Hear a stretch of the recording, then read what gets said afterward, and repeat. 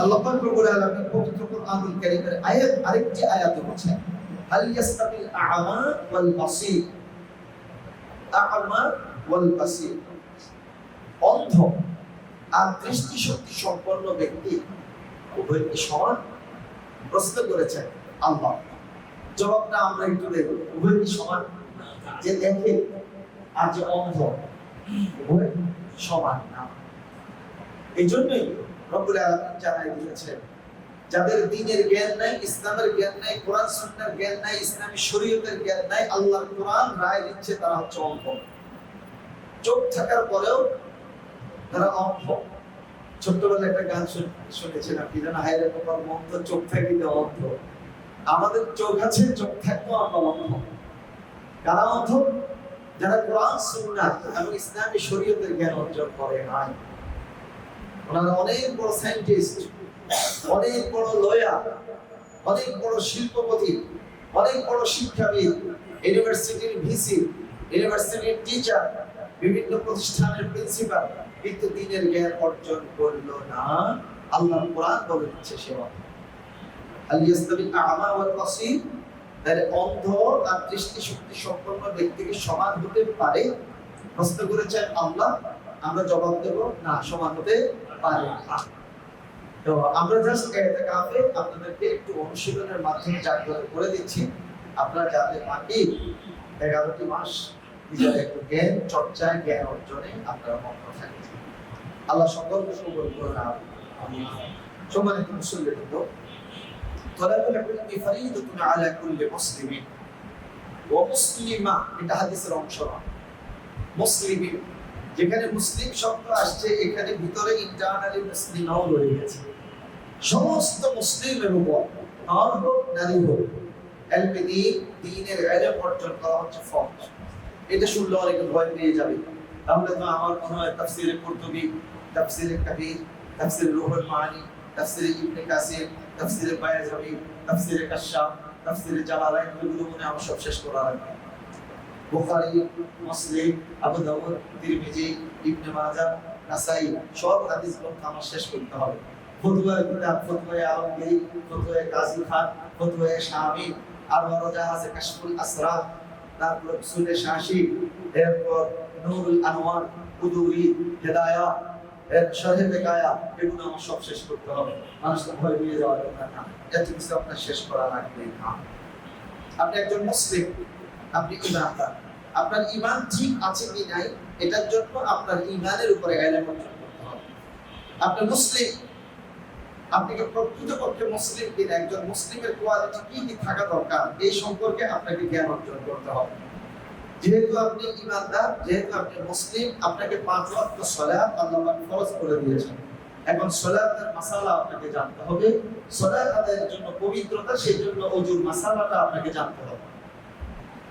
এরপর আপনার প্রাপ্তবয়স্ক, আপনি বিবাহ বন্ধনে আবদ্ধ হতে যাচ্ছেন, তাহলে আপনাকে বৈবাহিক জীবনে আপনার স্ত্রীর সাথে আপনার আচরণ কেমন হবে, আপনার স্ত্রীকে আপনি কিভাবে পরিচালনা করবেন, আপনার সংসার কিভাবে পরিচালনা করবেন, বিবাহের পর আপনার সন্তান দুনিয়াতে আসবে, আপনার পরিবার কিভাবে পরিচালনা করবেন, সন্তান পরিচর্যা কিভাবে করবেন, সব কিছুর জ্ঞান আপনাকে অর্জন করতে হবে। এটা হচ্ছে আপনার জন্য ফরজ।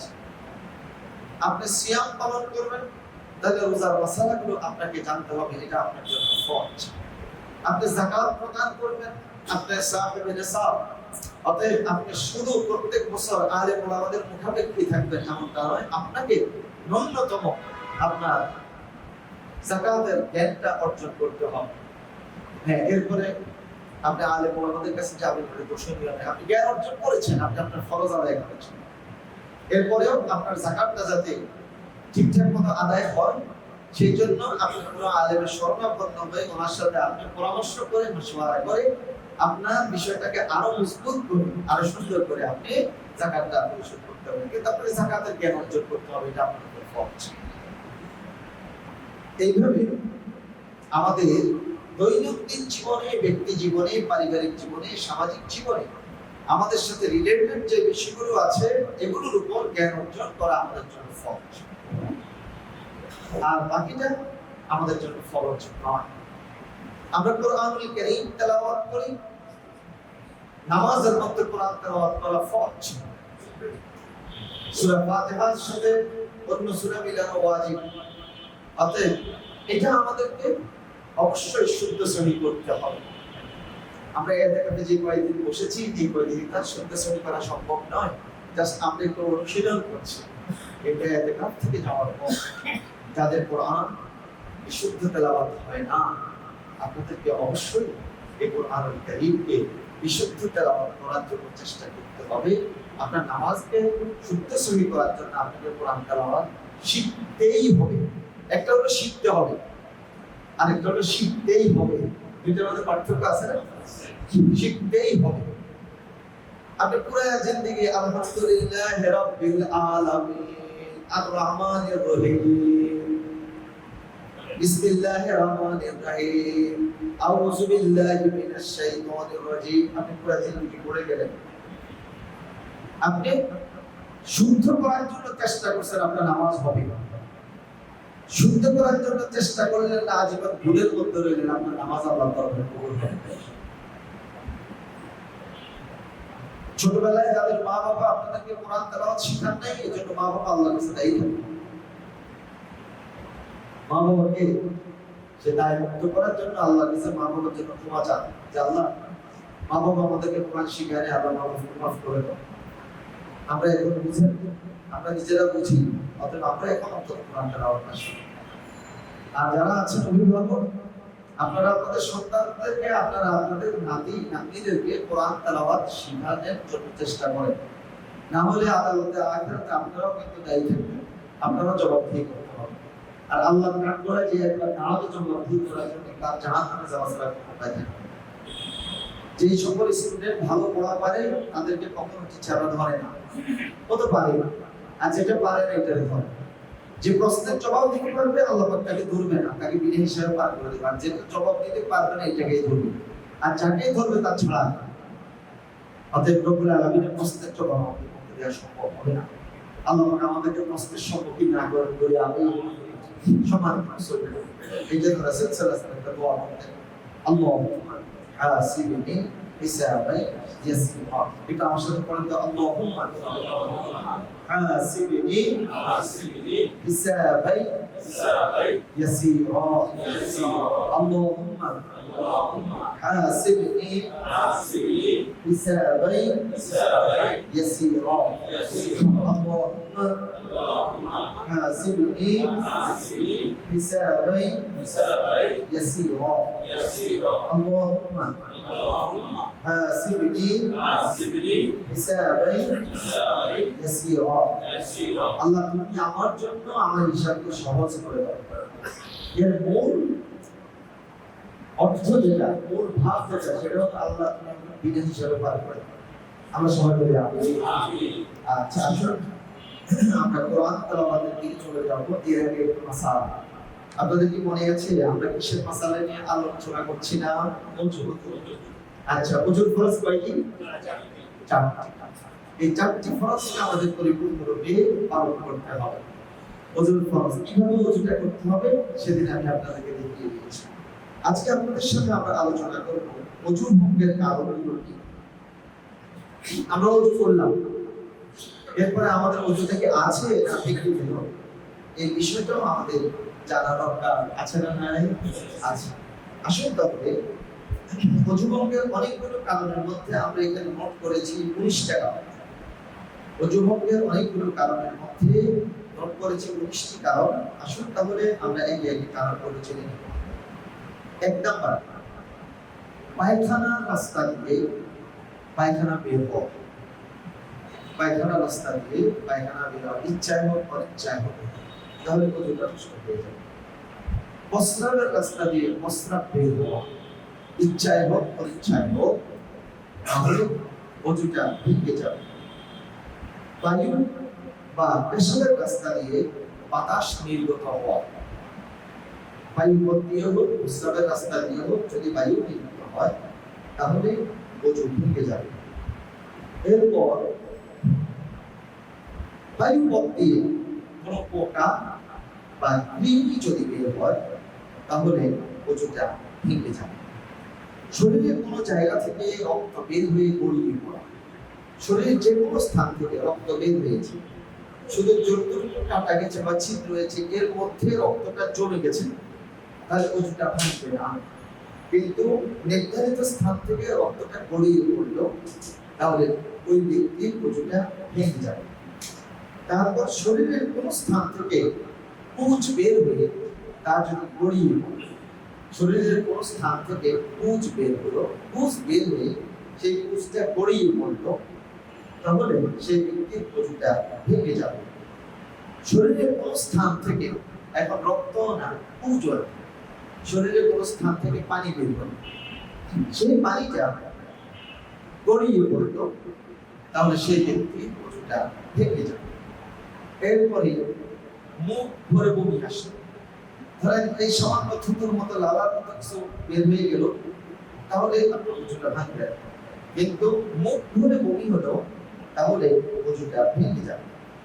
আচ্ছা, বমির সাথে থুতুর পরিমাণ বা বেশি হওয়া, থুতুর আপনার বমিটা থুতুর পরিমাণ যদি হয়, তাহলে আপনার বমিটা ভাঙবে না, ওজুটা ভাঙবে না। আর থুতুর চেয়ে যদি বমির পরিমাণটা বেশি হয়, আপনি জানেন কতটুকু আপনি থুতু ফেলেন, মুখ ভরে বমির ব্যাখ্যায় ফুকাহায়ে কেরাম যেটা বলছে, আপনার থুতুর পরিমাণের চেয়ে যদি বমির পরিমাণটা বেশি হয়, তাহলে ওজুটা ভেঙে যাবে। এরপরে আসেন, থুতু বের হলে কিন্তু ওজু ভাঙবে না। থুতুর সাথে যদি আপনার ব্লিডিং হয়, আপনার থুতু যে পরিমাণ বের হলো তার চেয়ে যদি আপনার ব্লাডের পরিমাণ বেশি হয়, তাহলে আপনার ওজুটা ভেঙে যাবে। এরপরে চিত অথবা কাঁধ হয়ে যদি ঘুমায়, চিত অথবা কাঁধ হয়ে শুয়ে পড়লো, চিত হয়ে অথবা কাঁধ হয়ে ঘুমিয়ে পড়ছে, তাহলে ওজুটা ভেঙে যাবে। হেলান দিয়ে কোনো কিছুর উপর ভর করে ঘুমান, হেলান দিয়ে ধরেন আপনি কোনো একটা বালিশে হেলান দিয়ে ঘুমালেন, অথবা যে জিনিসটার উপর হেলান দিলেন এটার উপর হেলান দিয়ে আপনি ঘুমিয়ে পড়লেন, যদি আপনি যেটাতে হেলান দিলেন ওইটা সরাই দেওয়ার পর যদি আপনি পড়ে না যান, তাহলে আপনার ওজু ভাঙবে না। যদি যেটার উপরে হেলান দিয়েছেন ওইটা সরাই দেওয়ার পর যদি আপনি পড়ে যান, তাহলে কিন্তু আপনার ওজুটা ভেঙে যাবে, ধরে নিতে হবে আপনি অগর ঘুমিয়ে গেছেন। আচ্ছা, এরপরে আসুন পাগল হওয়া বা মানসিক ভারসাম্যতা হারিয়ে ফেলা। কেউ যদি পাগল হয়ে যায়, মানসিক ভারসাম্যতা হারিয়ে ফেলে, তাহলে তার ওজুটা ভেঙে যাবে। যখনই তার পাগলামি ভালো হয়ে যাবে, মানসিক ভারসাম্যতা ফিরে আসবে, তখন তার আবার নতুন করে ওজু করতে হবে। এরপরে নেশাগ্রস্ত হওয়া, কেউ যদি নেশা গ্রহণ করে নেশাগ্রস্ত হয়, তাহলে সেই ব্যক্তির ওজুটা ভেঙে যাবে।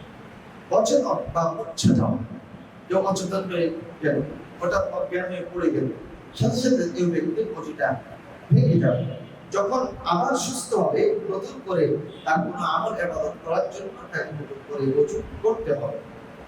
এরপর নামাজের মধ্যে উচ্চ স্বরে হাসা, হাসা তিন প্রকার, একটা হলো কাহা কাহা জোরে জোরে হাসা, আরেকটা হলো জেহের, এটা আওয়াজ হবে না, আরেকটা হলো মুস্কি হাসা। যদি কেউ কাহা কাহা হাসি দেয়, অট্ট হাসি দেয় নামাজের মধ্যে, তাহলে উচ্চ স্বরে হাসি দেয়, তাহলে তার ওজু ভেঙে যাবে, তার নামাজটাও ভেঙে যাবে। এরপর যৌন উত্তেজনা বা কাম ভাবের সাথে অথবা যৌন উত্তেজনা বা কাম ভাব ছাড়া তার মজি অথবা মদি যদি বের হয় তার লজ্জাস্থান দিয়ে, তাহলে তার ওজুটা নষ্ট হয়ে যাবে। ঘুমের মধ্যে বা অসুস্থতায় কোনো কিছু বের হল, ঘুমে আছে, ঘুমালে তো ওজু ভাঙবেই, বা অসুস্থ হয়ে পড়ছে, এর মধ্যে শরীর থেকে, শরীর কেটে হোক ফেটে হোক, বায়ু পথ দিয়ে হোক, প্রস্রাবের রাস্তা দিয়ে হোক, কিছু বের হোক, তাহলে তার ওজুটা ভেঙে যাবে। এরপর মহিলাদের যদি ঋতুস্রাব, মাসিক যে হায়েজটা হয়, হায়েজ দেখা দেবে, সাথে সাথে তার ওজুটা ভেঙে যাবে। যখন বাচ্চা প্রসব হবে, প্রসব হওয়ার সাথে সাথে তার ওজুটা ভেঙে যাবে, যতদিন পর্যন্ত তার নেফাস চলতে থাকবে ততদিন পর্যন্ত তার ওজু থাকবে না। যখন হায়েজ এবং নেফাস থেকে সে পরিষ্কার হবে, পবিত্র হবে, তখন তাকে গোসল করতে হবে, গোসল ফরজ, গোসলের সাথে তাকে ওজু করে নিতে হবে। গোসল যাদের উপর ফরজ, এটাকে জুমলায় মুতারিজা বলে, একটা মাসালার সাথে আরেকটা মাসালা নিয়ে আসা। যাদের গোসল ফরজ হয়, আপনারা যখন ওয়াশরুমে গোসলের ফরজ আদায় করতে যাবেন তখন আগে আপনাকে ওযুর মতো করে প্রথম আপনি বিসমিল্লাহির রহমানির রহিম পড়বেন, এরপর উভয় হাত কবজি সহ ধৌত করবেন, এরপর আপনি কুলি করবেন। যদি রোজা হয় গড়গড়া করবেন, যদি রোজা না থাকেন তাহলে গড়গড়ার সাথে আপনি কুলি করবেন, নাকে পানি দিবেন, আপনার গোসলের দুইটা ফরজ আদায় হয়ে গেল। আর বাকি ওযুর কাজগুলো আপনি গোসলের আগে সেরে নেবেন, শুধু দুইটা পা আপনি ধুইবেন না ধুয়ে মাথা মাসের পর্যন্ত করে এরপরে আপনার বিরতি, এই বিরতিতে আপনি গোসল পুরো গোসলটা কমপ্লিট করবেন, ফরজ আদায় হয়ে গেল। এরপর ওয়াশরুম থেকে যখন বের হবেন ফাইনালি তখন পা ধুয়ে আপনি ওয়াশরুম থেকে বেরিয়ে চলে আসবেন। এই হচ্ছে ফরজ গোসল করার সিস্টেম পদ্ধতি। খেয়াল রাখবেন ফরজ গোসল করার সময় অঙ্গ প্রত্যঙ্গ আপনি ডলে ডলে ধুইবেন। যদি আপনার চুলের ভিতরেও ঠিকমতো করে পানি না পৌঁছে আপনার গোসলটা হবে না। আপনার কোনো একটা লম্ব, একটা ছিদ্র যদি আপনার পানি না ভিজে তাহলে আপনার ফরজ গোসলটা আদায় হবে না। ফরজ গোসল যদি আদায় না হয় আপনার ওযুটা হবে না। আপনি যদি নামাজ পড়েন আপনার নামাজ আদায় হবে না। আপনারা খেয়াল করেন আমাদের পেটের মাঝখানে যে নাভিটা রয়েছে, নাভিটা যারা একেবারে পাতলা তাদের নাভিটা ভাসা থাকে, আর যারা একটু মোটা স্বাস্থ্যবান তাদের নাভিটা কিন্তু ভিতরে থাকে। আপনি যখন ফরজ গোসল আদায় করবেন অবশ্যই নাভির মধ্যে পানি দিয়ে আঙ্গুল দিয়ে এইভাবে আপনি একটু মোড়াবেন, তাহলে আপনার নাভির ভিতরে পানিটা ঢুকবে। আবার নাভির মধ্যে দেখবেন ছোট ছোট চারটা ছিদ্রও আছে, ওই ছিদ্রগুলোর মধ্যে আপনার পানিটা প্রবেশ করবে। যদি সেখানে পানি প্রবেশ না করে নাভিটা না ভিজে শুধু পুরো শরীরটাকে আপনি ভিজাই দিলেন, আপনার ফরজ গোসলটা ঠিকঠাক মতো আদায় করবেন না। আজকে আমরা ওযুবের কারণ এবং ফরজ গোসলের কিছু বিষয় আমরা আলোচনা করেছি। আমাদের ইতিকাফ শুধু মসজিদের মধ্যে পড়ে থাকবো, ইফতারের সময় ইফতার খাবো, আর সন্ধ্যাতে খাবার খাবো, তারাবির নামাজ পড়বো, ভোর সাহারি খাবো, 5 ওয়াক্ত নামাজ পড়বো, শুধু এর মধ্যে আমরা ইতিকাফটাকে সীমাবদ্ধ রাখতে চাই না। আমাদের ইতিকাফে আমরা বসেছি, আমরা এই কয়দিন কিছু জ্ঞান অর্জন করার জন্য চেষ্টা চালিয়ে যাবো ইনশাআল্লাহ। আসসালামু আলাইকুম ওয়া রাহমাতুল্লাহি ওয়া বারাকাতুহু। ওয়া আলাইকুম আসসালাম। ওযু অবস্থায় যদি আমরা আপনার নামাজের ভিতরে থাকতে ওযু থাকা অবস্থা নামাজ পড়ে এই অবস্থায় যদি অভ্যাস থেকে যায় কোরআন প্রশ্ন হচ্ছে নামাজরত অবস্থায় যদি অর্থ হাসি দেয় তাহলে নামাজ ভেঙে যাবে, ওযু ভেঙে যাবে। নামাজের বাইরে থেকে যদি অর্থ হাসি দেয় ওযু অবস্থায় তাহলে ওযু ভাঙবে না। এই অবস্থায় আপনার এটা ওযু ভঙ্গের কারণ মধ্যে পড়ে না, ওযু ভাঙবে। আপনার খাবার আর কারো কোনো প্রশ্ন আছে? আসসালামু আলাইকুম ওয়া রাহমাতুল্লাহ। ওয়া আলাইকুম আসসালাম। ওযু অবস্থায় টাইম করা যাবে যদি টাইম পায় তো করা যাবে আপনার প্রশ্ন বুঝতে পারি। ডায়াবেটিস টেস্ট করা যাবে বিভিন্ন অবস্থায় ওযু অবস্থায় কি ওযু অবস্থায় ডায়াবেটিস টেস্ট করা যাবে কিনা আপনি জানতে চেয়েছেন। ওযু অবস্থায় ডায়াবেটিস টেস্ট করা যাবে। আপনি যতটুকু ছিদ্র করলেন শুধু এইটুকু যদি ব্লাড বের হয় তাহলে আপনার ওযুটা ভাঙবে না, কিন্তু আপনার নির্ধারিত ছিদ্রের বাইরে যদি আপনার রক্তটা গড়িয়ে যায় আপনার ওযুটা ভেঙে যাবে। তবে খেয়াল করবেন ডায়াবেটিসের টেস্ট করার জন্য যে ব্লাডটা বের করা হয়, আপনি স্টিকটা যখন লাগাবেন আপনার যে ছোট্ট সুইয়ের মাথার ছিদ্র এর চেয়ে বেশি জায়গা আপনার ব্লাড চলে যায়, অতএব ওযুটা ভেঙে যাবে, নতুন করে আপনি ওযু করবেন। আর কারো প্রশ্ন? আসসালামু আলাইকুম। গতকাল বলছিলেন ওযু অবস্থায় কথা বলা যাবে, কথা বললে ইসলামে যাবে। ওযু অবস্থায় অনেকে থাকে ওযু করতে সাহায্য করে, মানে প্রভাব পাওয়া যাবে ওযু অবস্থায় আমরা কথা বলবো। কেউ যদি আমরা ওযুরত অবস্থায় সালাম দেয় তাহলে এই ব্যাপারে ইখতিলাফ আছে। কারো মত হচ্ছে সালামের জবাবটা হ্যাঁ শুধু সালামের জবাবটা দেয়া যায়, আপনি সালাম দিয়েছেন আপনাকে দোয়া করছেন আসসালামু আলাইকুম ওয়া আলাইকুম আসসালাম। আরেকটা মত হলো না তখন সালামের জবাবও দেবেন না, আপনার ওযুতে মগ্ন থাকবেন, ওযুটা শেষ করে এরপর আপনি সালামের জবাবটা দিয়ে দেবেন। দুইটা মত আছে। এবার সবচেয়ে বেশি গুরুত্বপূর্ণ মতটা হলো আপনার ওযু শেষে সালামের জবাবটা দেয়া। সালাম না দেওয়া আগে করতেছেন লোকে সালাম দেওয়াটা সালাম দেয়া বা না দেয়াই সেই সময় উত্তর, কারণ ওযুটাও তো একটা ইবাদত, আপনি ওযু করতে আছেন। আরেকজন প্রশ্ন করবে। আমার প্রশ্ন হচ্ছে আপনার আমার ভাই নামাজ পড়তেছে, এর মধ্যে ছোট বাচ্চা অসুবিধা গেছে, পরিষ্কার গ্রাম ওনাকে কি আবার উজু করতে হবে? জি, এতক্ষণে ক্লিয়ার হলো। উনি জানতে চেয়েছেন ওনার ছোট্ট বাচ্চা ওয়াশরুমে গিয়েছে, ওনার স্ত্রী ওযু অবস্থায় আছেন, এরপর স্ত্রীকে ওয়াশরুমে গিয়ে পাক পবিত্র করে নিয়ে এসেছেন। এখন স্ত্রীকে আবার ওযু করা লাগবে না? ওযু করা লাগবে না, ওনার ওযু থাকবে না, শুধু উনি হাত পা ধুয়ে চলে আসবে, চলবে যেখানে পানি সেটা বসে আপনার পিছনে। আরেকটা বিষয় আপনাদের সাথে একটু শেয়ার করি। রাসূল সাল্লাল্লাহু আলাইহি ওয়াসাল্লামের সহিহ হাদিস, ধরেন কেউ যদি দেখে যে নামাজ শুরু হয়ে গেছে, তার এখন পায়খানা প্রস্রাবের ব্যাগ, কিন্তু সে তার পায়খানা প্রস্রাবের ব্যাগকে কন্ট্রোল করে সে নামাজে অংশগ্রহণ করেছে, রাসূল সাল্লাল্লাহু আলাইহি ওয়াসাল্লাম বলেছেন তাদের উপর আল্লাহ পাকের লানত, তাদের উপর আল্লাহ পাকের লানত। কথাটা কিন্তু খুব বিপজ্জনক কথা।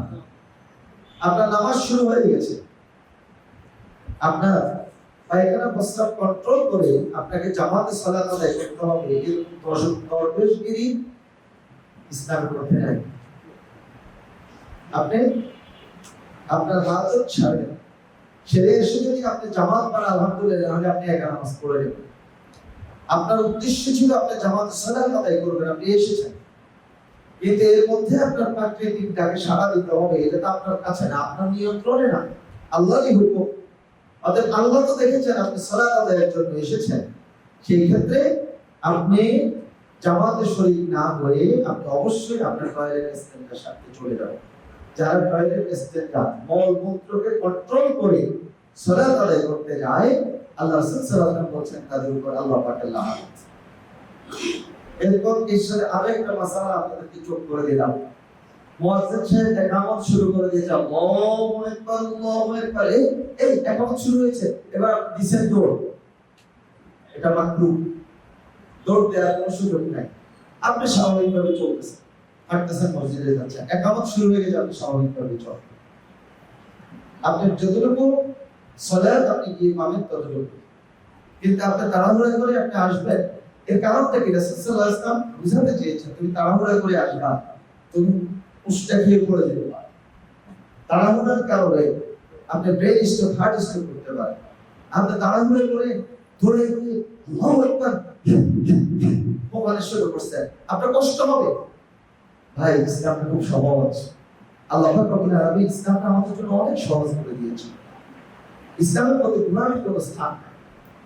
ইকামত শুরু হয়ে গেছে, নামাজ শুরু হয়ে গেছে, দৌড় দেওয়ার দরকার নেই, আপনি সুন্দরভাবে আসেন, যতটুকু পাচ্ছেন ততটুকুতে আপনি অংশগ্রহণ করেন, আপনি পুরো জামাতের সওয়াবটা আপনি পেয়ে যাবেন। ঠিক আছে? আমাদের তো একটা নেশার সময় আমরা আধা ঘন্টা আগে চলে আসি, নামাজ চলে যাবো, আমরা এসার সময় এসে আপনার তারাবি করি, তখন তো আমার ব্যাগ ছিল না, কিন্তু লাস্টের মধ্যে দেখা দিল আমার কাছে ব্যাগ, কিন্তু আমি কষ্ট করে গেলে আমাকে শেষ করবো না, যে আপনাকে বের হয়ে যেতে। যদি আপনার এমন ব্যাগ হালকা হালকা, তাহলে আপনি নামাজটা শেষ করেন। আর আপনার কঠিন ব্যাগ, তাহলে অবশ্যই আপনি আপনার হাজত সাথে চলে যাবেন। যদি তারাবির নামাজ আপনি 4 রাকাত 6 রাকাত আপনার মিস হয়, আপনার কোনো অসুবিধা নেই, আপনি ইচ্ছে করে পরে নিজে নিজে আদায় করে নেবেন। আর যদি আপনি আদায় নাও করেন, আপনার কোনো গুনাহ হবে না। আমি আসলে নামাজ পড়ছি, জি আধা ঘন্টা পরে মাধ্যমে রক্ত হয়েছে, জি কিন্তু আমার ঠিক মনে নাই আমার আছে কিনা, আয়োগের কথা হয়েছে কিনা, আমার ঠিক মনে নেই, এবার একটু পানি সন্দেহ হয়। এই অবস্থায় কি করে? আপনি সন্দেহের মধ্যে পড়ে গেছেন, তাহলে আপনি সন্দেহ রাখবেন না, বুঝে পড়ে যাবেন। ঠিক আছে, জি পড়ে পড়ে। একটা হাদিসের কথা শুনছি, এটা জয়ীব কিনা জানি না করা। সেটা হচ্ছে যে যদি বায়ুপথ দিয়ে গ্যাস বের হয়, যদি বায়ুপথ দিয়ে গ্যাস বের হয়, সেটা যদি আওয়াজ না হয় এবং বন্ধ না হয়, তাহলে শুধু ভাঙবে না। এটা আপনি আচ্ছা, সুন্দর একটা প্রশ্ন আপনি করেছেন। বায়ু পথ দিয়ে যদি বাতাস বের হয়, এটাতে বন্ধ থাকুক আর বন্ধ না থাকুক, এটার থেকে গ্যাসটা বের হয়েছে, ওজন ভেঙে যাবে। এরপরে আসে আওয়াজ হোক আওয়াজ না হোক, সবাই তো চেষ্টা করে আওয়াজটাকে কন্ট্রোল করার জন্য, আওয়াজ কন্ট্রোল করে আস্তে করে বাতাস ছাড়ে। হ্যাঁ, তো আওয়াজ হোক আওয়াজ না হোক, ওজন চলে যাবে। মাসালা যেটা হাদিস, সেটা আমি আপনাকে আমরা বুঝে দিচ্ছি। সেটা হলো নিজের টের পাওয়া। এখানে আওয়াজ হওয়া না হওয়া বলতে টের পাওয়া। আপনার বায়ুপথ দিয়ে যে বাতাসটা বের হচ্ছে, আপনার উপলব্ধি, আপনার সেন্স কাজ করতে, সেন্সে আসে না। আপনার অজান্তে এমন ভাবে বাতাস বের হয়েছে, এটা আপনার শরীরের মধ্যে কোনো টের পাওয়া যায়নি। তাহলে এই ধরনের বাতাস বের হলে এটা তো আপনি টের পান নাই, তাহলে আপনার জন্য আশা করি ক্লিয়ার। আওয়াজ হওয়া আর না হওয়া, এটাই হচ্ছে মূলত বোঝাতে চেয়েছি। হাঁটুর উপরে যদি কাপড় উঠে যায়, তাহলে ওযু ভাঙবে না, এটা ওযু ভঙ্গের কারণের মধ্যে পড়ে না।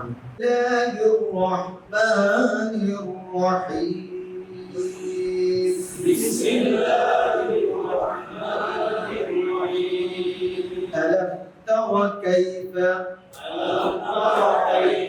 فعل ربك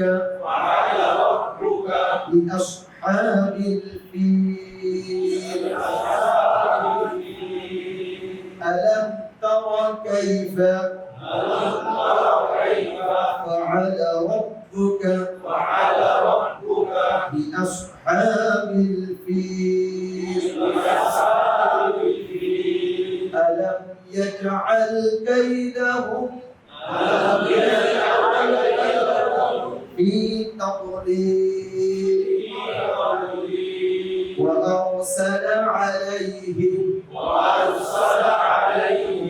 طيرا أبابيل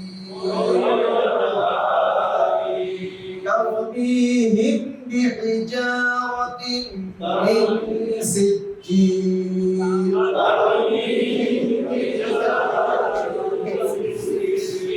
فجعلهم كعصف مأكول بسم الله الرحمن الرحيم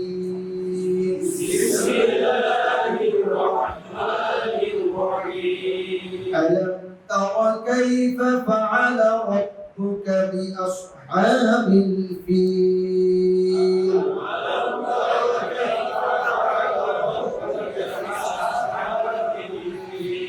ألم يجعل كيدهم في تضليل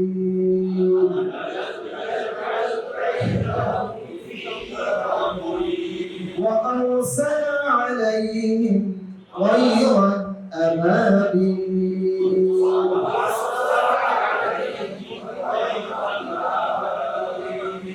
ترميهم بحجارة من سجيل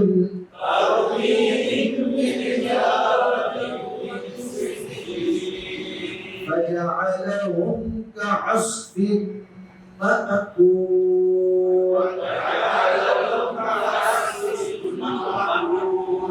بسم الله الرحمن الرحيم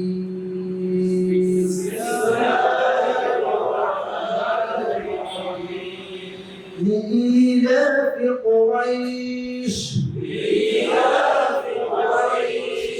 যদি আমরা না থামি لإيلاف قريش لإيلاف قريش إيلافهم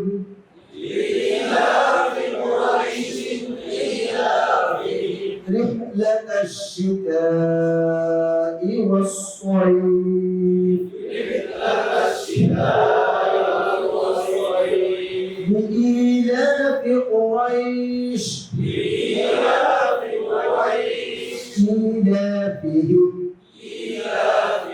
رحلة الشتاء والصيف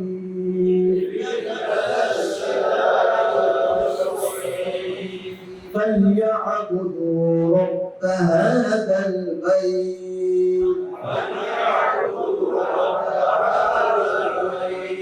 فليعبدوا رب هذا البيت الذي أطعمهم من جوع